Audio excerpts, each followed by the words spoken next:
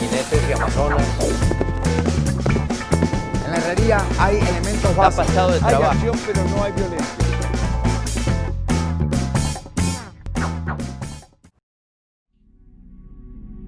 Welcome to another chapter of Equine Code. I am Santiago Tobon, veterinarian and zootechnician. Today, we will discuss, as always, topics that will help us improve the well-being of the horse, the rider, and of equine culture as a whole.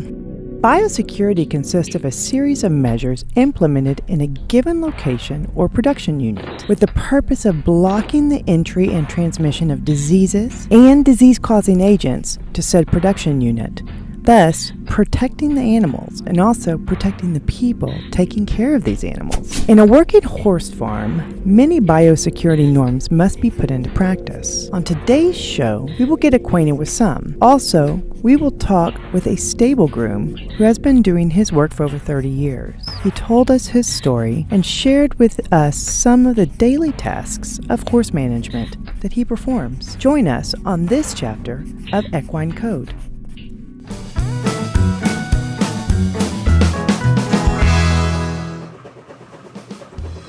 Biosecurity is a big word that many horse owners or people who work with horses don't fully understand. Nowadays, everyone that works with horses or who has a chance to, we also must become aware of the threats or risks that can exist when we approach horses, when we feed them, or simply walk them to a trailer for transportation. There are some simple things that everyone can do to improve biosecurity inside and outside of their establishments, protecting both the animal as well as the person in charge. Jaime Taborda Galeano is a teacher and knows about equine language. He has been involved with horses since he was 8 years old. He spoke to us about some rules to keep in mind with regards to biosecurity and some of the risks involved. Biosecurity is a word that we can understand better if we split it in two. Bio, life. Security refers to all of the activities that we need to perform as protocols so as to not incur risks with the equipment we use in the stables or with the horses because they are constantly at risk with us. We are at risk with them. Horses run risks being among horses, and horses run risks with other species that are usually found in the stables. The most common risks facing an operator or whoever is handling the horse is aggression from him towards the horse or from the horse towards him because we don't know how to approach each other. Horses can bite, corner the operator, equipment can be misused. You could have an accident with a needle, with the shredder that we use to chop up the forage, the way we tie down the horse. There are a myriad risky situations that are common, but the risk can be mitigated through knowledge. Jaime Taborda will now tell us about the locations inside a horse farm where biosecurity norms should be implemented. Continuity is very important in this line of work, and if you put the worker at risk, you can risk their job stability and continuity could be broken. You could say that you have to be careful practically everywhere, but some instances stand out. The moment when a horse is being loaded or unloaded on a trailer is a risky occasion for the horse, as well as for the handler. The place where we have the shredder, there is a high-speed engine, there are sharp blades. We have to wear appropriate gear, and we also have to be very vigilant and careful in this type of environment. The stock is also a very special place where many activities are performed, and it's also a very risky place for the horse, as well as for the person standing near it. In the stables, we need to approach the horse carefully when we're going to shoe him or saddle him. Any of those activities have to be performed with a mind to risk reduction. Entering the stalls. You have to keep something in mind when you deal with horses inside of their stall. It's the horse's own space, and you should try not to enter it too often. You should enter only when needed to clean out manure or supply feed if the trough is inside the stall. But you have to talk to the horse. Let him know you're coming. When the horse is there, you have to keep your distance. If you have to touch him or take him out, you have to let him know and pet him while keeping your left hand extended. In case the horse gets upset, I can get out of the situation and the risk is lowered. It's very important that when we fetch the mares, the tack must be thoroughly checked for quality. The idea is not to capture the horse per se, but to invite him to come out and get the procedure done. Make sure to approach a horse head on, trying to stay more on the left side than the right side. Once you've managed this, try to get the animal's attention through your voice. Don't approach in silence. That's key. Talking to the horse as you approach him helps him recognize the voice as friendly, and the animal will accept you more easily. It's easy to tell apart an animal that refuses to be handled because they've been abused. When the handler comes in, she will turn her back on the handler. When the animal has been handled properly, the first thing the animal does is accept the halter. In this case, the horse accepted the halter. That speaks well of its handling. You have to make sure that the door is wide open so that there won't be any accidents. You put the door up against the wall to make sure the space is large enough. The handler should be in front or on the side, depending on the horse. In that way, we can take the animal to get whatever procedure done. When the horse returns to its stall, it's important to have permanent control of the horse. Go in first so as to invite her to return so that the animal does it securely. The door must be kept open so that there are no impacts against the wall. It's important that when you take off the headstall that it's done in a calm manner. Some horses like to run after you release them, and that is not appropriate. You have to continuously talk to the horse and let her go in a loving manner so that the animal feels we're still there. In the previous segment with Jaime Taborda, we learned about biosecurity and how we should approach going into horse stables. Now, let's look at some of the precautions that need to be taken when it comes to time to lead a horse towards a trailer for transportation, and some precautions for taking the horse to the stock.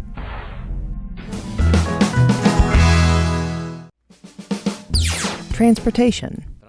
When it comes time to load a horse into a trailer, it's very important to keep in mind what kind of training it has. The horse needs to know the truck, the sounds of the engine, the color of the truck. The horse must be led on the left side. That tends to be the friendlier side of the horse when we're leading him. Keep in mind that the head of the horse must be facing opposite the direction of traffic, so that the animal does not get frightened when it's traveling. Keep in mind that the lasso that's tied to the halter must be secure and of high quality. It must not only be resistant, but also soft so as to not scrape the horse.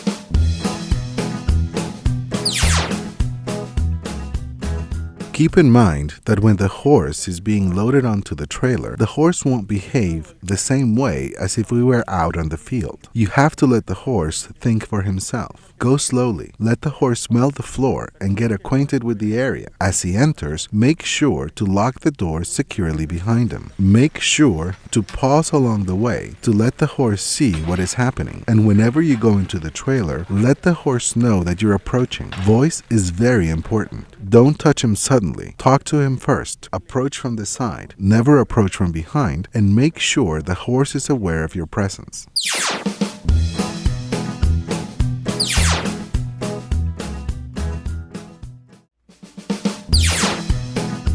Stocks. Whenever we use a stock, we have to always make sure that it's in good working condition before using it. That will guarantee us that when the horse arrives in the stock, it won't be able to escape. There can't be any loose wires, nor any dangling elements that could cause an injury. You have to make sure the hinges work well, opening and closing. Make sure it's well adjusted. Also, there are some colors that can help to put the horse at ease. These might be light blues, greens, and whites. Never use bright reds or black. We must remember that the color red can induce anxiety in horses, and that black induces fear. Being locked in a cage, painted a color that induces fear can lead to problems. Before performing procedures in the stock, we must verify that it's secure, that everything works, to head off situations that increase the level of risk. The horse handler must enter with a firm hand, leading the horse on the left side. The door must be left open. That way, you make sure he sees it first. You make sure to hold down the horse with the lasso. You close the door, and then you come back and close the rear door. The horse must not be left alone. They must always be accompanied with someone the horse knows, so you can talk to him, calm him down, pat him down, and caress him. It's very important to do that when you're performing this type of procedure.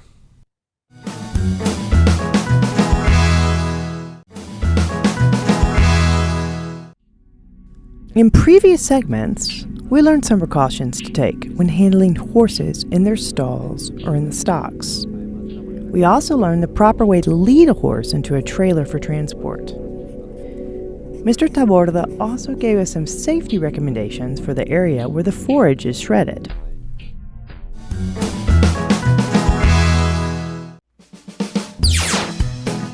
Forage shredder. In the area around the forage shredder, we must closely inspect the electrical connections, make sure the blades are sharp, check that bolts and screws are tight, and make sure that the machine is lubricated. We must always maintain a proper distance between the operator's body and the equipment. You have to use safety equipment, earmuffs, safety glasses, gloves, all of the gear necessary to guarantee operator safety.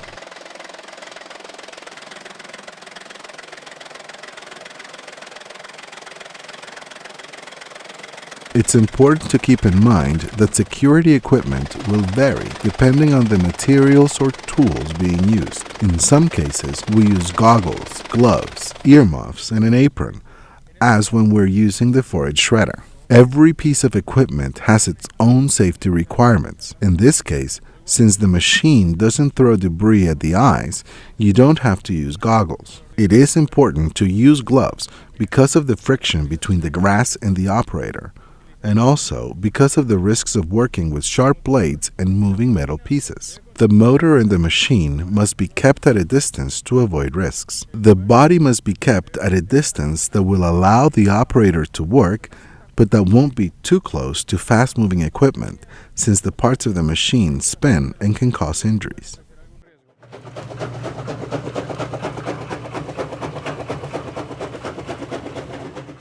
There is casing that protects the flywheel. The casing is in the shape of a drum, which helps to make this part of the machine very safe and helps to reduce risks in case the operator gets too close.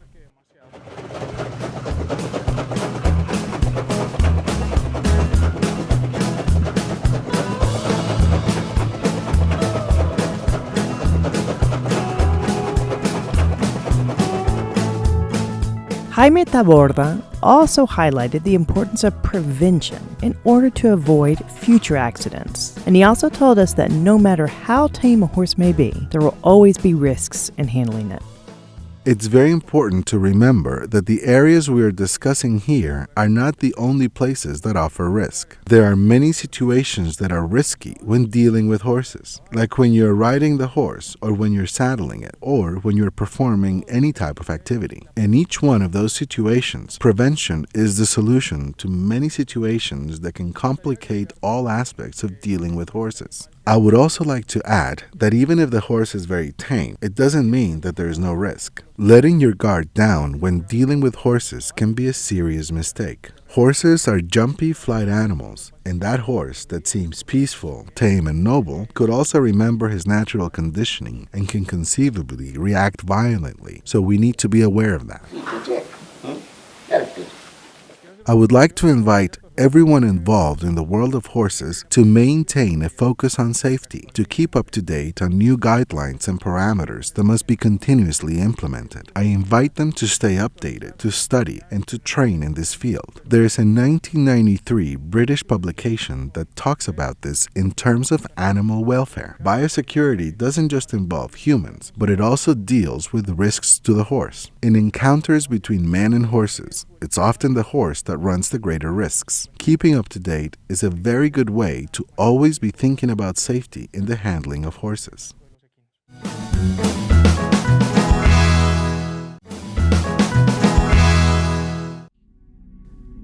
In previous segments, we learned about some of the areas where special precautions must be taken and about biosecurity protocols for when we are in those areas. I would now like to introduce a horse groom that has been taking care of horses for over 30 years.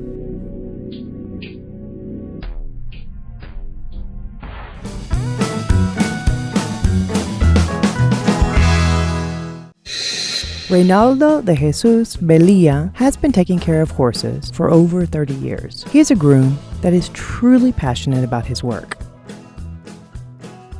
I've taken care of animals for approximately 30 years. What I like the most about working with horses is taking care of them, feeding the animals, paying attention to their needs, making sure their stable bedding is in good shape, making sure they have food and water.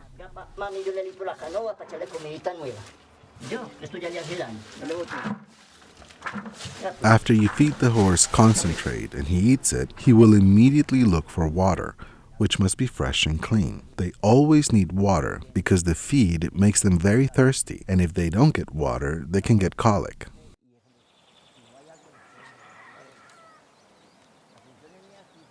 My main function is the feeding of the animals. For example, my daily routine is as follows. I start giving them breakfast at 4 o'clock in the morning, so that by 5 o'clock all of my animals have been fed. Then I go and cut the grass, so that by 6 o'clock or 6:30 in the morning, I can be available for when the veterinarians need help, either with an embryo transplant or with performing inseminations or things like that. I like to be available to help. Hacer inseminaciones o algo así, estar ya pendiente y poderlos atender. El principal cuidado que yo tengo con el cuidado de los animales es que antes de yo echarles la comida. Do to take care of the horses is that before I feed them, I clean out the troughs, making sure there are no leftovers or spoiled residue. Because if I serve their food on top of that, I will harm the animal. I could be making them sick. Or the animal won't eat the food because he can see that the food is contaminated. My routine is set, and so I already know what activities I need to perform tomorrow, so I know what to be on the lookout for, and I can manage my time. So if a veterinarian arrives, for example, I will be waiting for him to arrive, and I will be ready. Hola, mami. Ya vine con Dominita. Para allá.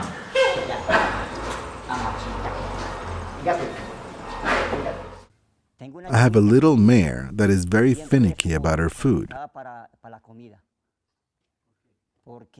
When you feed her, she barely looks at her food, and that makes me nervous. I worry about the horse because she's rejecting her food. So then you have to analyze that if this type of feed didn't work, change it. Give her another food that she might like better, so the animal can improve and gain weight. Para que el animal se mejore y se ponga en buenas carnes. Este es el bebé, ¿cierto? ¿Este es el bebé o no? Ya le batamos comidita, Pérez. De cuenta de los caballos. I have raised 2 children by working with horses. I have been working with horses for 30 years. I am a horse groom and I have 2 children. A girl whose name is Flavia and she's 24 years old. And I have a son who is 22 whose name is Gabriel. I raised them both thanks to my work with animals. They like animals too. And I also have a granddaughter that's 3 years old, and she loves to be at my side starting at 4:30 in the morning, helping to care for the animals. Even if she's in the way, she's with me. First of all, I want them to love this profession because it's a lot more than just being a caretaker and throwing food at the animals, but to give it to them and talk to them, be with them, and that is the best part.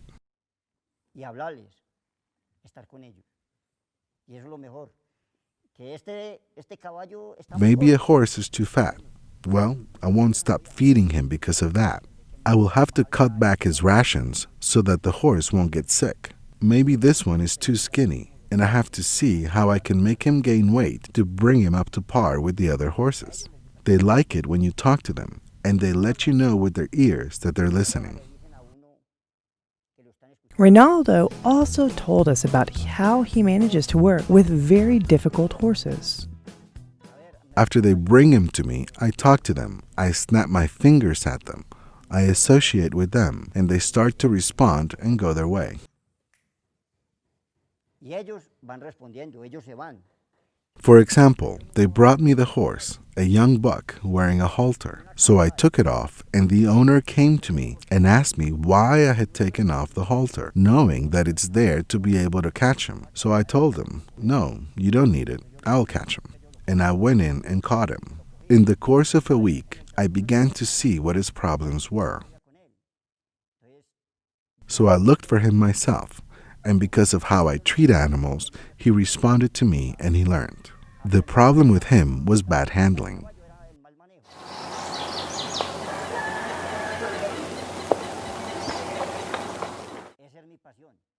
This is my passion.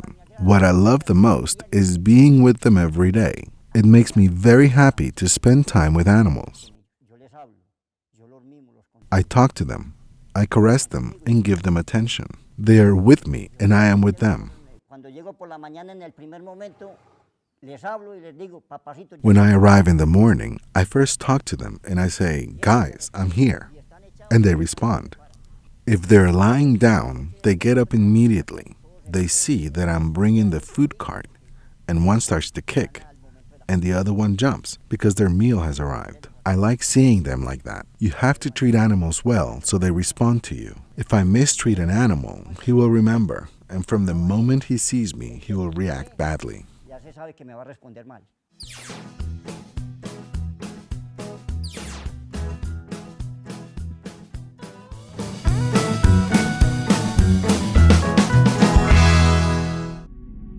On this program, we reviewed some biosecurity protocols that should be implemented to improve the animal's well-being and care, and as preventative measures that mitigate some of the risks that can exist inside a horse ranch. They help us greatly in the future if we put them into practice. We also learned about a horse groom that dedicates his life to horses. His life story and passion can teach us a great deal, both on a personal level as well as about how to deal with horses on a daily basis. I am Santiago Tobon, and until next time on Equine Code.